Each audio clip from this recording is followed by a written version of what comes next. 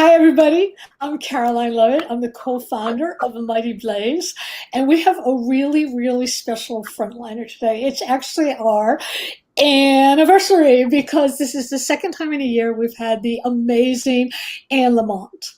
She's the one who taught us to write with Bird by Bird. She's the one who taught us how to raise our kids with operating instructions. And she continues to show us the deeper, more spiritual layers of life with grace and humor, including her latest, which we're going to talk about today. I'm excited about that. It's Dusk, Night, Dawn. Great title. The one and only Anne Lamott. Welcome. Hi, So Caroline. Hi. So first, I'm going to give the review, the official review, and then I'm going to give my review of Annie. This is from her Barclay agency. Anne Lamott writes and speaks about subjects that begin with capital letters: alcoholism, motherhood, Jesus. But armed with self-effacing humor, she is laugh out loud funny and ruthlessly honest. Lamont converts her subjects into enchantment. Actually, she writes about what most of us don't like to think about. She wrote her first novel for her father, the writer Kenneth Lamont, when he was diagnosed with brain cancer. She said that the book was a present to someone I loved who's going to die. In all her novels, she writes about loss of loved ones, loss of personal control. She doesn't sugarcoat the sadness, frustration, and disappointment, but tells her story with honesty, compassion, and a pureness of voice. Anne Lamott is the author of 7 novels: Hard Laughter, Rosie, Joe Jones, Blue Shoes, All New People, Crooked Little Heart, and Imperfect Birds. And I was telling Annie before this, I have all of her novels, all of them, and somewhere in my chaos. She has written several best-selling books of nonfiction, including Imperfect Birds, Operating Instructions, Some Assembly Required, A Journal of My Son's First Son, and the classic book on writing, which everybody on the planet has, Bird by Bird. She's authored several collections of autobiographical essays on faith: Traveling Mercies, Plan B, Further Thoughts on Faith, Grace Eventually, and in addition, Help, Thanks, Wow, The 3 Essential Prayers, Stitches, A Handbook on Meaning, Hope, and Repair, Small Victories, Hallelujah Anyway, and Almost Everything, Notes on Hope. Her newest book, which is absolutely wonderful, and which I want to say is actually the book that we all need right now because we are in dark times, Dusk, Night, Dawn, on revival and courage. I encourage all of you to go get it. If you order it from Book Passage in Marin County, you can get signed copies. But wherever you order it, please choose an independent bookstore. Lamont has been honored with a Guggenheim Fellowship. She's taught at UC Davis, and there's actually a documentary on her entitled Bird by Bird with Annie. So now comes my personal introduction. Annie, you've heard this story a million times, so you can just hum or pluck your ears. Okay. I first met Annie Lamott a long, long time ago. I think it was about 25 years ago. I had just had a terrible, terrible miscarriage in 4 months. And for some reason, as I was laying in bed, I thought, I think someone like Anne Lamott would understand this, even though I didn't know her, never spoke to her. So I wrote her a letter, mailed it off, felt better. 2 weeks later, I got a phone call from her on my answering machine, this wonderful, smoky voiced, hilarious call. And I thought, oh my God, what kind of a wonderful human being would do that for a stranger? And it made me feel better. Fast forward years later, when I wrote Pictures of You, and I was supposed to be interviewed at this bookstore in California by Anne Lamott. I was terrified. She picked me up in her limo, and she dug in her purse and took out half a peanut butter sandwich and offered it to me. And as soon as she did that, I thought, you know what? I really love this woman. She is fantastic.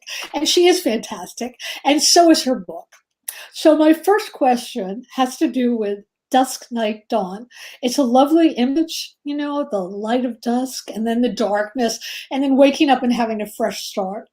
Now that things are harder and a little bit easier, I wanted to ask you, has it been harder for you to keep a spiritual foothold on the world? What was the why now moment for you when you knew you had to write Dusk, Night, Dawn? Well, God, thank you for that introduction. Wow. It actually came 2 years ago when I was touring the country, doing a book tour around the country for my book on hope, which had originally been called Doomed, but it was called Almost Every Notes on Hope.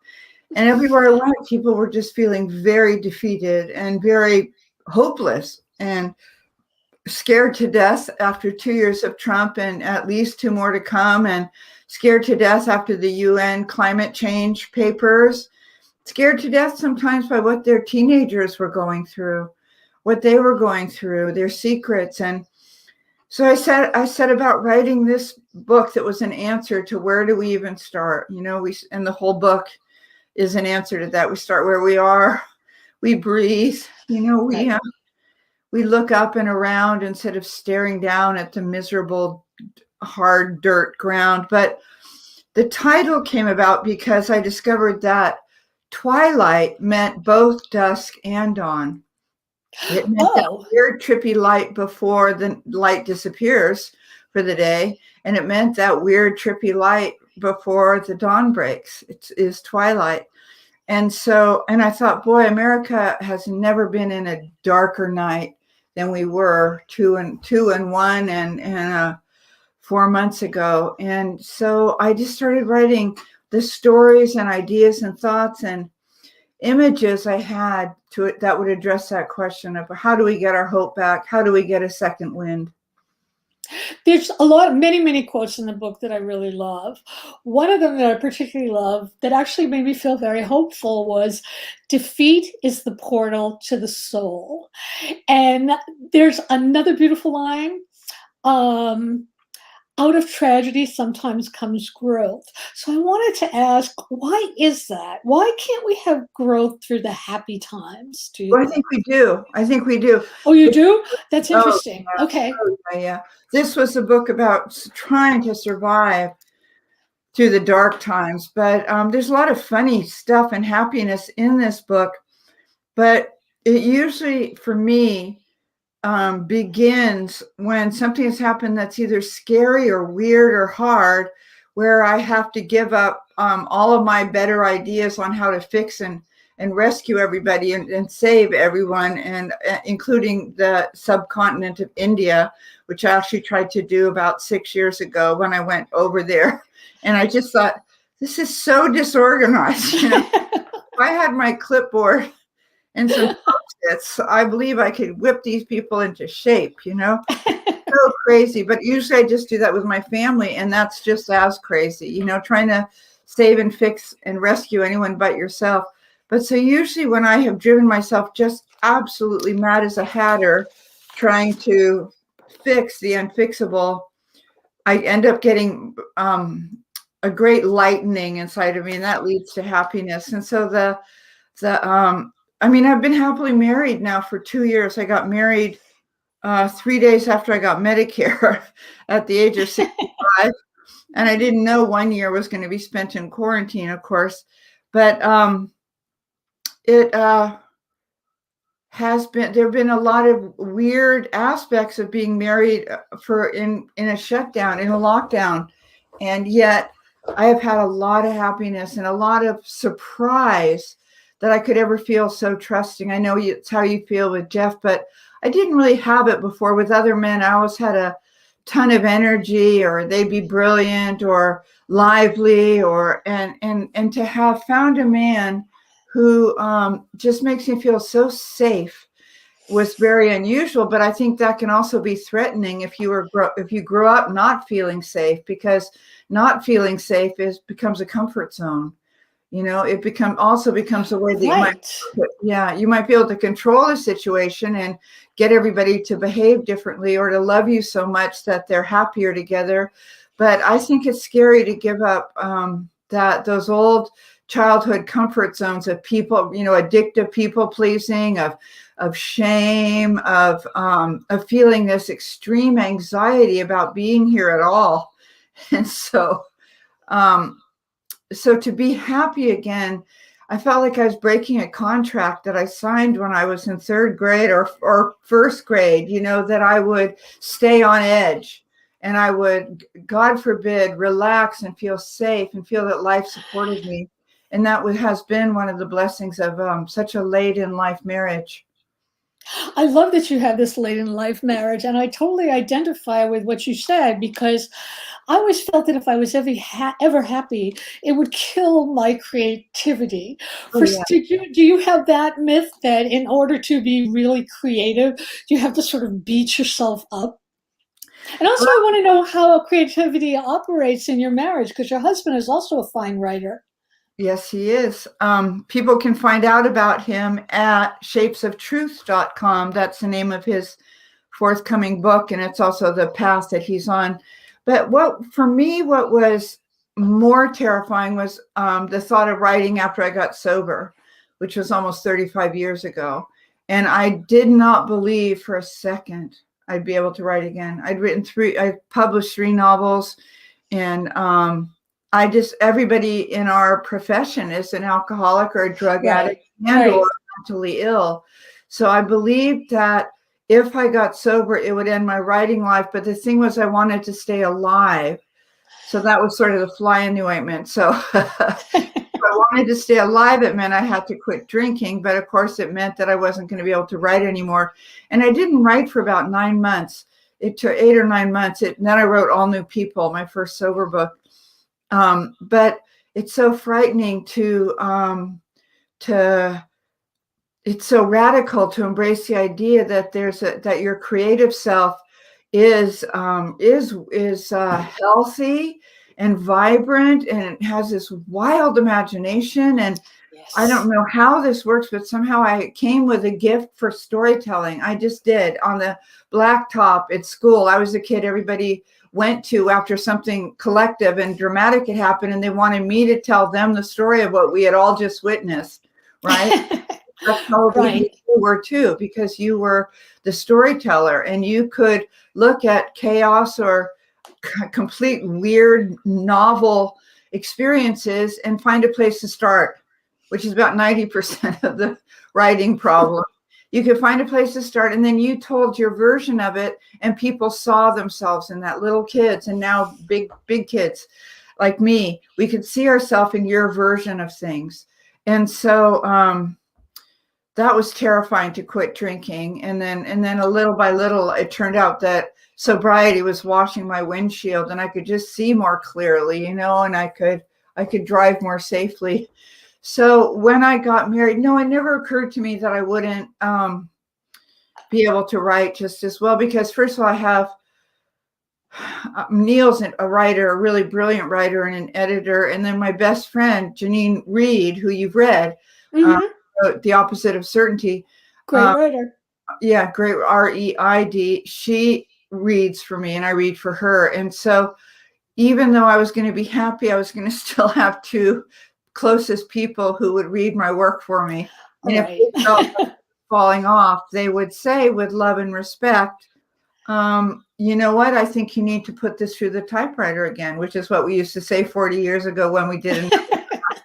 But they'd say, you know what, I'm going to love this. And I think the first page is kind of just throat clearing. And I'm wondering if you might consider starting midway down page 2. You could weave in some of the first page, but I wouldn't start there.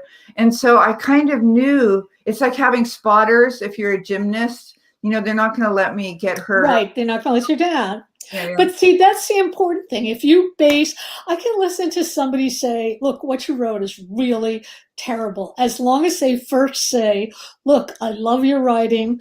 I think you're really good, but this is terrible. Because once you know that they've got your back, they want you to succeed, then you can hear those kinds of things. And you can proceed. So I also wanted to know, so when you were writing this book, it really helped others and it really helped me. Did you make spiritual discoveries for yourself as you were writing it? Were there things that suddenly became brand new and shiny for you? Well, my experience, and especially since I got sober, is that if I don't run from stuff, bad feelings, I don't run from euphoria, but if I'm sad or having shame or having anger, the 3 hardest things I experience, if I can stay with them, either with a friend or with Neil or my son, then more is revealed. and it turns out that they just end up being blessing. And I hate when people say, oh, there's a silver lining. I just want to poke them in the head, but the truth is that if I will stay with this stuff and not run from it, not avoid it, and not pretend it doesn't exist, that it does have stuff to show me that does help me be a little bit more awake here, a little bit more aware, a little bit more of the loving awareness that I think is the truth of my identity. So there's a lot of, most of the stories in Dusk, Night, Dawn involve something really impossible, really a hard circumstance that me and a couple of people I adore are going through, and with seemingly no way. And you can hand me the bumper sticker that says God makes a way out of no way, but that's not helpful when you're going through it. Right. What's helpful is for somebody to go, why don't I come over? Or can I get you a cup of tea? Or to cry with you, or to get you laughing again, or about yourself, or about just how horribly lifey life can be at some points. So the book all the way through taught me stuff, because I had the willingness to immerse myself in these experiences of being so completely lost and tweaked, but staying in them to see where they wanted me to look.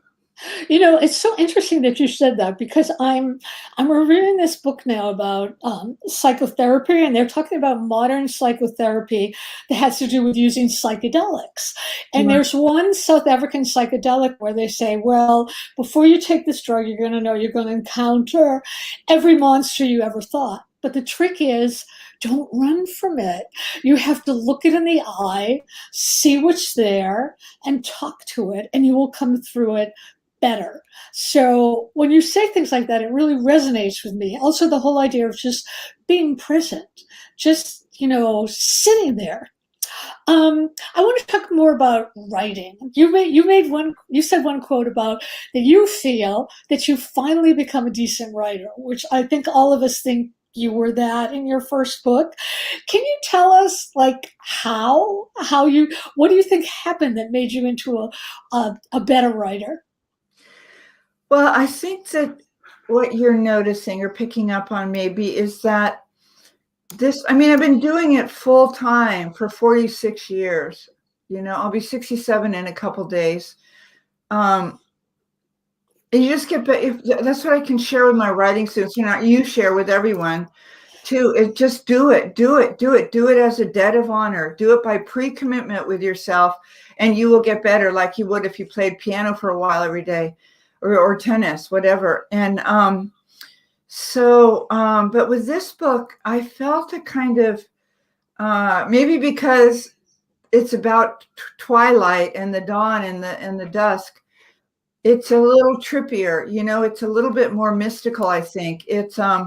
I was much more, it was because the people 2 years ago, when I was on tour for the Hope book, were so devastated.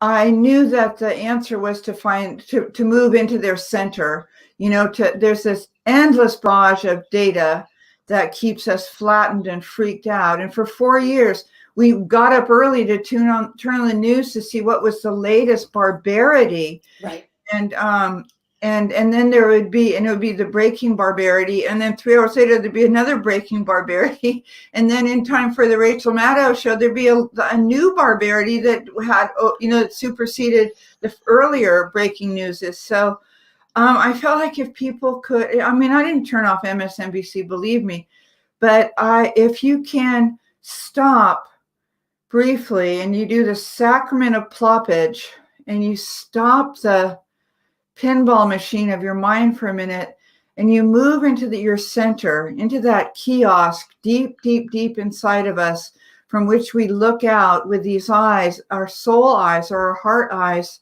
then that centering, God, it gives you a whole new lease on life, because you realize that's really what the truth is. Right. The truth isn't what the very latest Twitter feed is fixated on, or Twitterverse is fixated on. The truth is that which is eternal, and the truth is that which is in the holy and sacred moment. And but it's not as addictive or exciting as, you know, the endless stream of drama and trauma and magazine, which I live for, and the, you know, whole ticker tape and pinball machine of data, both governmental and celebrity. So this book was really a lot of stories about how fixated I get on appearance, on myself as a performance artist, as a writer, and as a public person, and loving, you know, celebrity gossip and being a passionate activist for left-wing causes, how I could stop that here and there for a little while every day and go do the deep dive into the soul.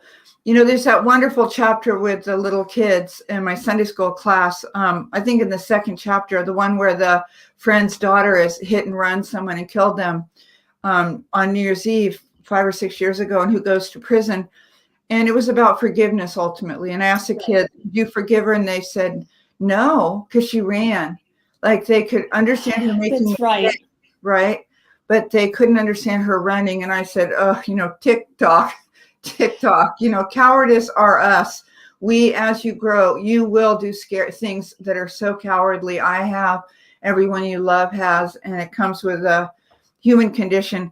But it was really also about going deeper than your very opinionated mind, which is really the root of all of my problems, and going deeper. What did they think the soul was beneath that mind? Well, a 15-year-old boy said he thought it was like a tiny glittery snow globe in the deepest part of us. And a little girl, this trippy little girl, 8 years old, said she thought it was a kitty bunny Pikachu creature in the very center. I remember that.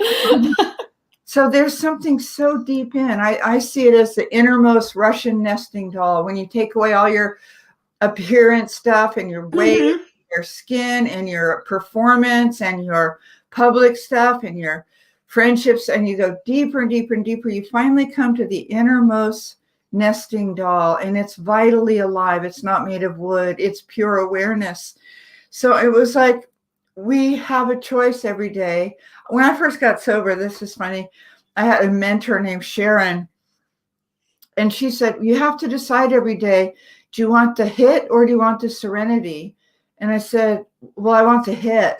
Yeah, but the hit won't sustain you. It won't nourish you. Hello. Like I can get a hit by binging, I get a hit by dieting. I can get a hit by, I obviously got a lot of hits from drugs and alcohol. I get it from unhealthy relationship stuff. I could get it. But she said, ask yourself, do you really want that or do you want this? Right? And I say very bitterly, okay. I really So that means going deeper and doing the doing that deep immersion into the truth of your own baby self, which may not be the truth for other people that you know, but that you were told when you were young really wasn't actually true about you, because your parents and everybody could tell what was true about you better than you could.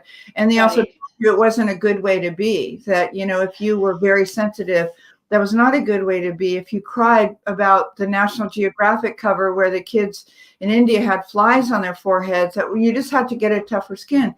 So I was told constantly, oh, and you have to get a tougher skin, which is to say, Annie, if you were a completely different person, we would enjoy your company more, right?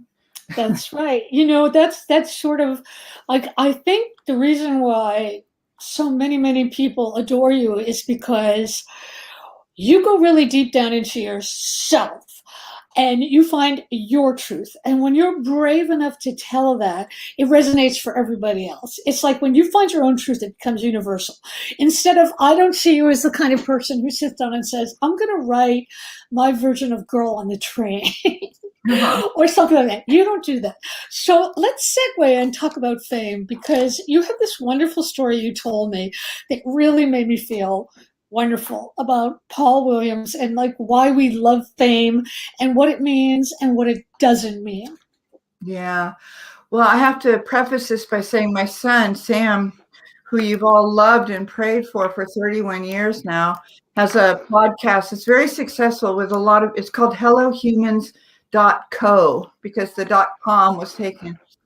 And he interviews people who have insight on how to become fully human, like Jack Kornfield and Julia Cameron on, The Writer's Way, and Brene Brown and Byron Katie. And he interviewed Paul Williams, a great composer. They're both in sobriety, and they love each other. And you can get this interview if you go to Hello Humans, it's right there. Or if you go to my Twitter feed, I was tweeting the link to it. And Sam asked Paul the same basic question. And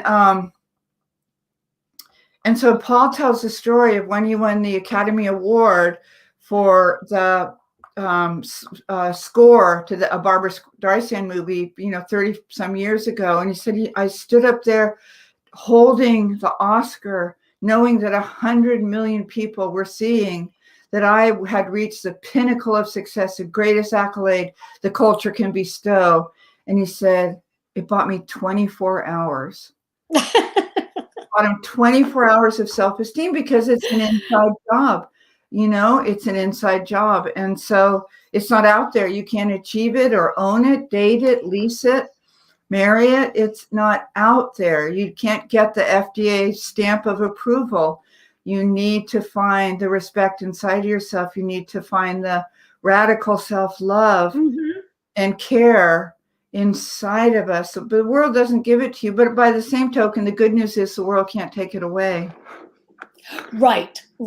Do you feel any sort of tremendous responsibility to all your fans? Because so many of them it's akin to worship. It's almost like they feel like you might give them the answer. Whereas if they read deeper, they will realize that you don't. You show pathways. But do you feel responsibility for that? Is it ever weird for you, or? No, that's a good question. But I have been, I have been so freely given so much spiritual companionship and insight from every different tradition. I'm a Sunday school teacher, but I've been reading Buddhism, and Neil's kind of a Hindu type, I think. I'm not really sure. If you go to shapesoftruth.com, I think he tries to explain what he is, although I've been with this guy 4.5 years and I'm really unclear, but he has a great deal of Buddhist and Hindu knowledge. I've been really versed and taught a lot of brilliance from the Judaic tradition. And so I feel like I have a responsibility to share what was so freely given to me. And what I'm basically saying with these books is I'm saying, got a minute? I just heard this analogy, or I just heard this piece of scripture from the Hebrew Bible that is blowing my mind. And I wondered if you might want to hear my thoughts on it. You know what? I think that's part of why you have so many fans, because you don't lecture. It's more that you say, I'm thinking this. Do you want to sit down and talk about it? I think that's exactly right.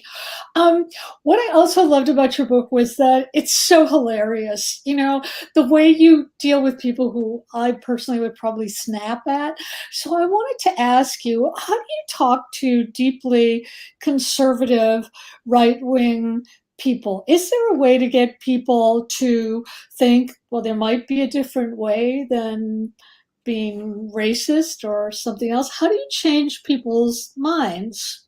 I'm not sure that we do, and they certainly don't change my mind. But and I don't really, because I haven't been on the road, I'm not doing very many call-ins, because usually if I'm in the South, that's when I hear from the very conservative fundamentalists, and they say, well, Anne Lamott, you seem like a very witty person. I wonder just how funny that will seem when you're rotting in hell for all eternity. Oh my God. So, and then I just thank them for sharing what they think.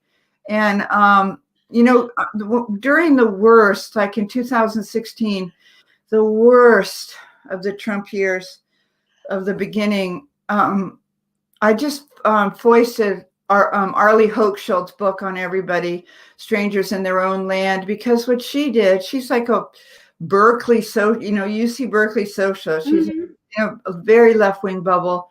And she went to the bayou, and she talked to people in the backwaters. She talked to people with extremely, let's say, unusual religious paths. Snake handling, including that, but also passionate, right-wing, racist, sexist, homophobic, political beliefs that they felt and could point to the Bible as being the source of. And what she did is she didn't go there and try to change anybody's mind. She just wanted to get to know them. And what she did was she went there and she listened. And I thought that was so profound and action. Yeah. And then to bring the book back to all of us and to say, this is why people are so afraid. This is their fear in their own words. This is why they're terrified. They were terrified of Obama. This is why they're terrified of Medicare for all.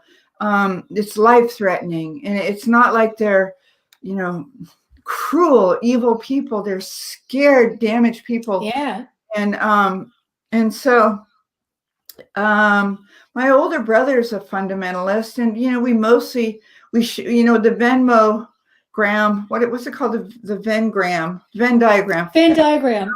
We both love Jesus. We both love our families. We both love nature and movies, and so those are the overlapping places. And we kind of don't go into the outside parts of the diagram because he's positive, he's right, and he gets to be.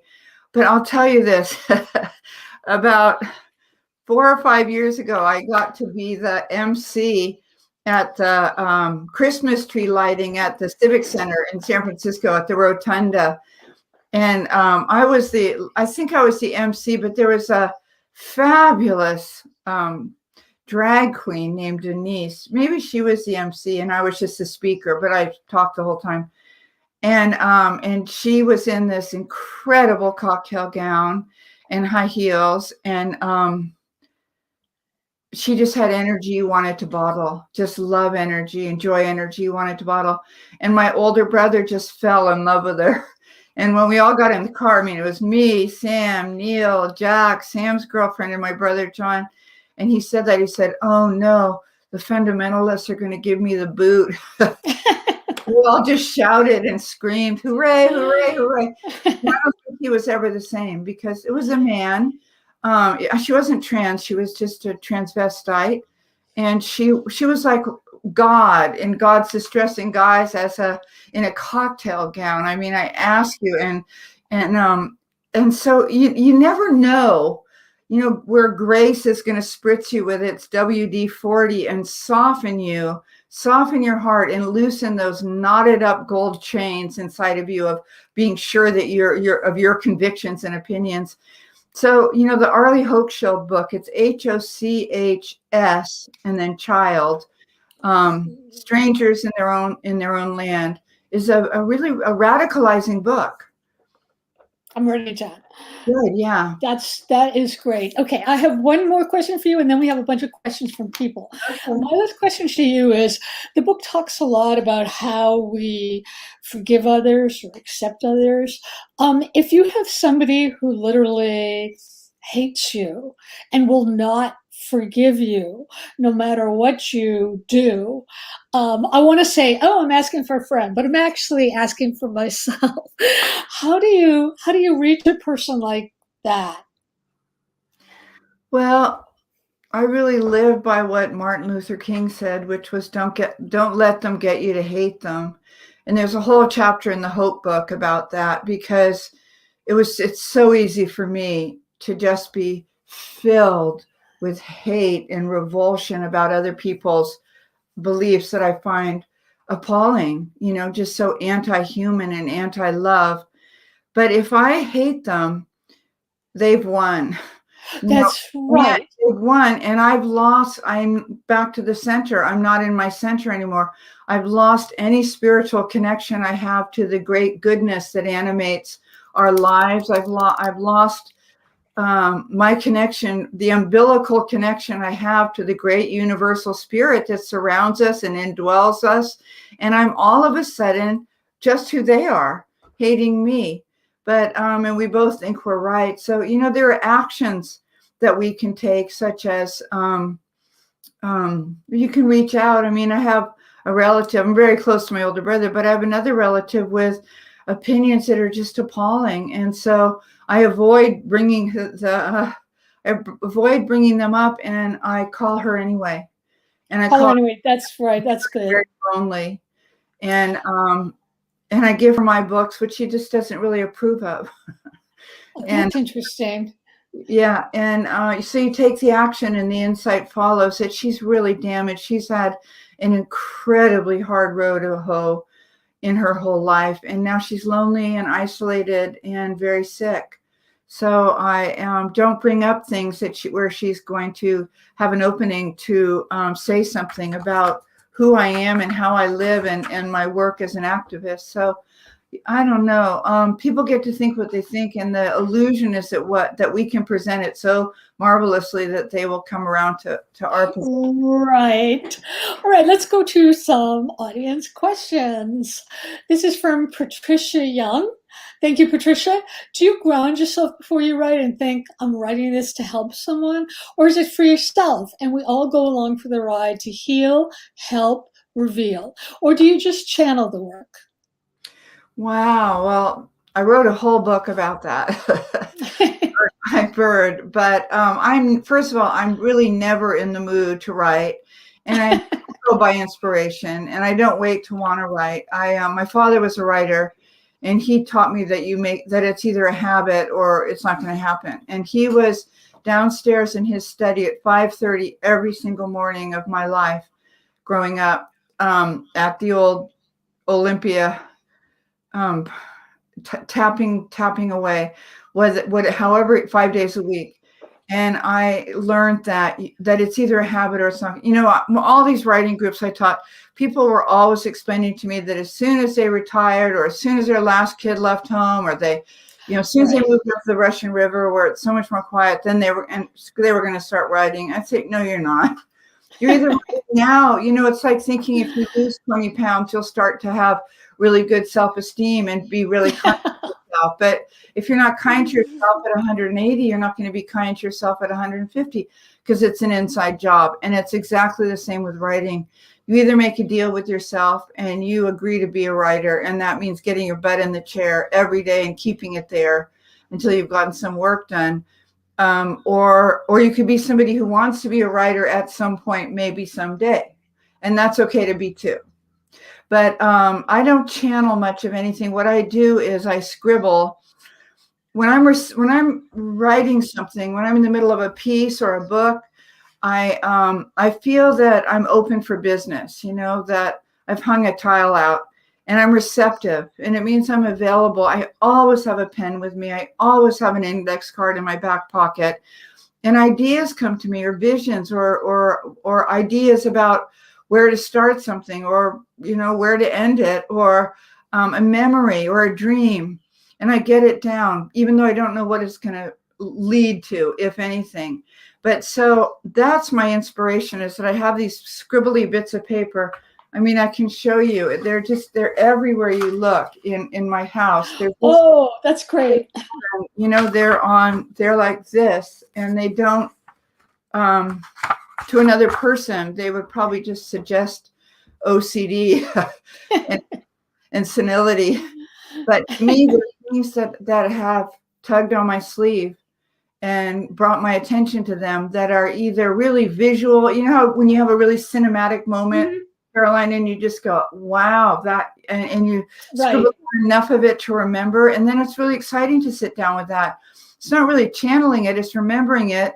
And then with really little writing students, I always have them close their eyes, and then I tell them there's a movie screen on the back of their eyes, and to look at the movie of their lives and tell me one really cool scene that they want to tell us all about. And then they get to write it badly. That's great. We have another question, which is, what do you feel humor adds to writing? Good question. Well, I always tell my writing students to write what they'd love to come upon. That if you don't know whether it's a memoir or fiction or historical or right when you find a book, like I really happen to love thrillers late at night. I read all day real stuff, quote unquote, and then I read. Thrillers are real stuff. I know they are. They're my favorite thing. So that tells me that something inside of me really comes alive with a great thriller, a psychological or domestic thriller. And so maybe, and I'm just saying this out loud for the first time, I might be about to write a novel again after at least 10 or 12 years. But I don't know. I'm not committing to that. I'm just I was going to ask you that because you said you were never going to do it a few years ago. This is great. So I will say that. Then, so if I'm reading something, whether I read a lot of nonfiction too, and if I'm reading something and the person is very, very smart and a good writer, but they have a sense of humor, boy, I'm in. And then it just reminds me of how lovely that is, and the chaos and shadowy life here, the mortal coil, how life-giving it is when somebody can make you laugh. Yeah.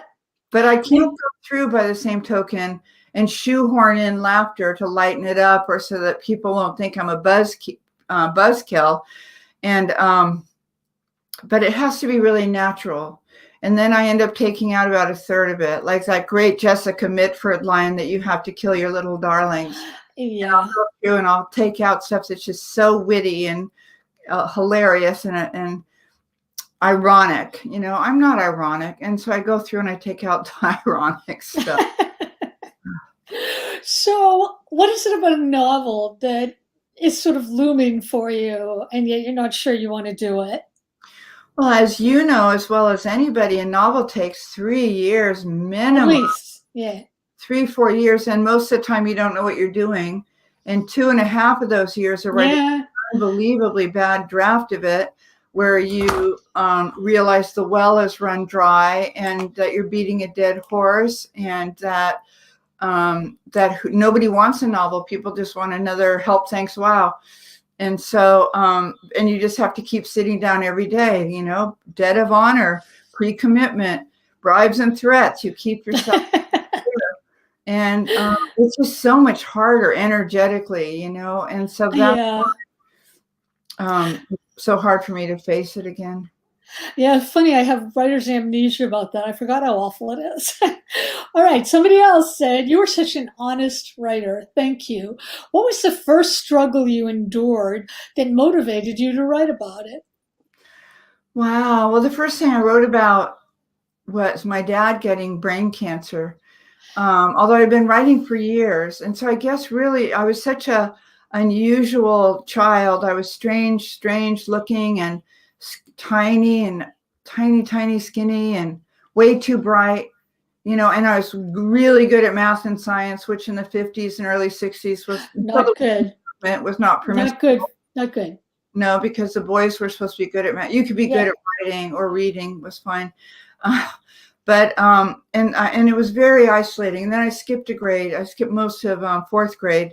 And so I was never okay again socially. And I was just, and so that's that sense of isolation that I felt specifically for the reasons I've outlined turned out to be the human condition. It turned out to be how everybody felt. It turned out that everybody's parents were very scary and either alcoholic or mentally ill or prudish or fundamentalist or just very, very shut down emotionally.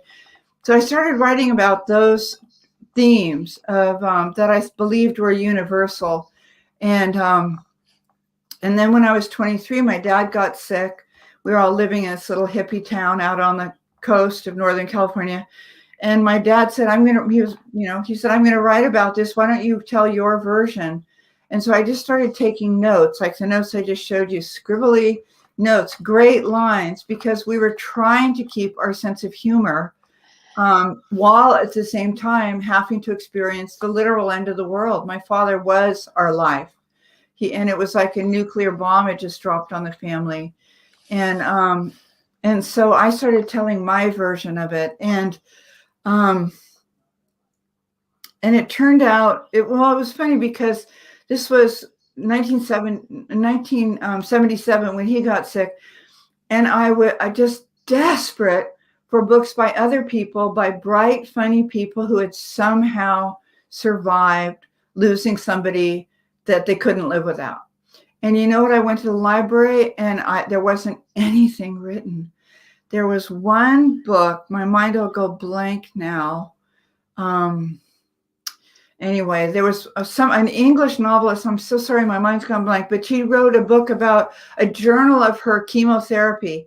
And it was that death hadn't come out of the closet yet. Death didn't come out of the closet till the AIDS epidemic. That's right. Yeah. And so it was like considered unseemly. You didn't say the word cancer. So of course my dad and we had another friend with a very bad cancer, and they'd sit outside in coffee houses and go, "Well, Ken, how's your cancer today?" And I would say, "Well, my cancer is not really bothering me that much. Susan, how's your cancer?" And so I had a father who was willing to like kind of tweak people, but also help them laugh about it and get over that, break the ice around it. And so I wrote the book I wanted to come upon, which was where people in a family talk openly and honestly about the fact you can't really do much at all about it. And it's the end of the world and it sucks and there's no way around that. And that grace baths last, and that the love of a family, the love of the very best friends is more than sufficient to keep you afloat through whatever life brings. I just wanted to mention operating instructions. Most people think that is a book about how to raise your son, but it's also this moving book about your friendship with Pammy, who died at the end of it. And that part still resonates for me so much because, again, it was about how do you live your life when somebody so important to you is dying. And it was just a wonderful, wonderful book. We have time for one more question. Oh, and it's from our own Sarah DeVello. What about on the hard days? Do you keep your butt in the seat and power through, or do you give yourself a break and come back? Well, it depends on the nature of the hard day. Like if on January 6th, during the insurrection at the Capitol, I knew I wasn't going to do anything helpful or useful or productive. And I just gave myself complete permission to watch the TV. And I've done that with some of the shootings. And I've always said, it's usually at Facebook, if you can't turn the TV on, it's fine. And if you can't look away, it's fine. However, you have to handle this unfathomable tragedy and this fever dream, it's okay, do that. And so on hard day, each hard day is different. This year has been such an incredible blessing compared to last year, but at the same time, life is just really hard and lifey, and there's been a lot of loss in our life and in my life, and there's been a lot of blessing. There's been a lot of and the spring has sprung. And it's like a warm day where I am today. And all of these hilarious daffodils are right outside the window wearing their orange and yellow clown frills for me. And sniffling through their huge noses. And that makes me happy. And the green grass makes me happy. And the small green shoots breaking through the grout makes me happy. So, it's a mixed grill. And I find I'm really good with sad things. And I'm really good with happy things, obviously. But everything's a mixed grill. If I were God's West Coast representative, I would have organized life like a silverware drawer where you had sad things in the knife slot. You had confusing things where the big forks are. You have lovely grace-filled things where the salad forks are. You'd have hilarious things where the teaspoons are. And it's not like that. It's all jumbled together. And you need to notice that when you're very sad, that certain things are still working. Certain things are still unbelievably beautiful. And so anyway, you did you just love every question from the audience and from you, Caroline. This is just wonderful. I want to thank everybody who showed up here. I want to remind you, please buy Annie's wonderful book, Dusk, Night, Dawn at Book Passage. You can get signed copies. You can go to bookshop.org and support your local indie. And it's truly the book that we need now. And Annie, I can't thank you enough for coming on. I just actually have one more question for you, which is kind of a weird question. Do you ever get screaming, angry, mad, and shout at people? Because you seem just so gentle souled. And I know you're going to answer and say, well, yeah, I'm a human, but I sort of need to I hear don't it. really. I Oh, really you don't? No, I don't. What happens is I get very quiet. Like Neil will get really mad and blow up for a few minutes, and then he'll get it out of himself and he'll stomp away, and then I'll be ruined, and I'll wish that I were Catholic so I could get an annulment because I can't ever stand to see him again. And then it's out of his system, and then he wants to make up again. But then what I do is I get very quiet and I weaponize my quietness. Oh, right. You said that. I'll tell you this. We can close with this. I get in the car and I scream and shout. It could be Neil. It could be Sam. It could be, and that led doing my anger in the car led me to Neil, because I blew up before I met him so explosively at Sam and my grandson's mother and them all, that I ended up having to call my mentor, horrible Bonnie, and she said, this rage is what we paid for. And if you can become your own priority, then you're going to meet somebody and become theirs. And about 2 months later, so lovely. Yeah. That is lovely. Thank you so much, Anne Lamott. Thank you so much, audience. We are closing down now. This is going to be on YouTube, so all of you can still watch it over and over and over and memorize it if you like. And thank you again. Thank you, everybody.